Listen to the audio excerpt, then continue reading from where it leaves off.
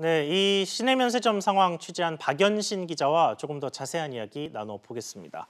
박 기자, 먼저 한화 면세점 상황부터 짚어보죠. 이게 그동안 3년 동안인데 3년간 쌓인 적자가 1,000억 원에 달했다 이렇게 얘기를 했는데 이 면세점 사업이 부진했던 원인이 뭔가요?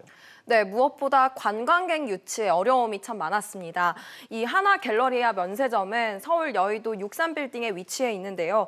큰 손이라고 불리는 중국 보따리상, 그러니까 일명 따이공들이 굳이 여의도까지 오지 않고 명동 등 도심에 있는 주요 면세점에 이렇게 이용할 수 있었던 겁니다. 결국 입지가 문제였다는 건데요. 전문가의 얘기 한번 들어보시죠. 예.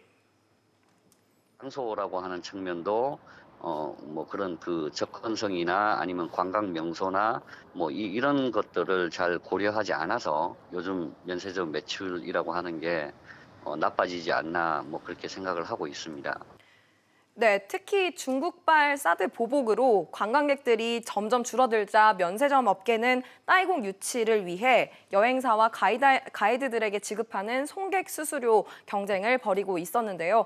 20%였던 이 수수료율은 지난해 40%까지 치솟았습니다.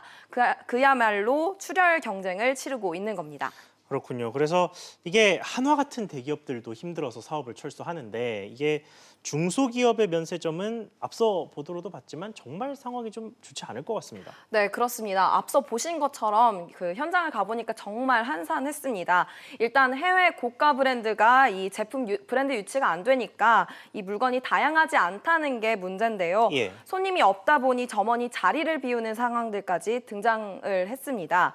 이 현재 면세점 시장은 대기업, 중소기업 할 것 없이 힘든 상황입니다.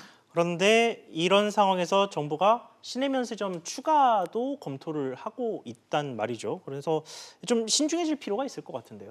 네, 그렇습니다. 이미 이 특허 남발이라는 표현이 등장할 정도로 지금 이 시장 상황이 악화되다 보니까 이 정부의 화살을 돌리는 분위기입니다.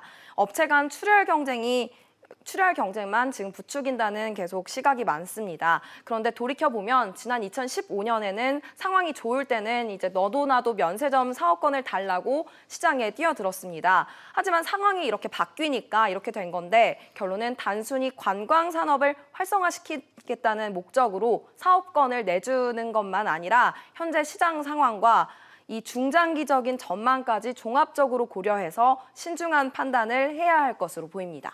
그렇군요. 박 기자 잘 들었습니다.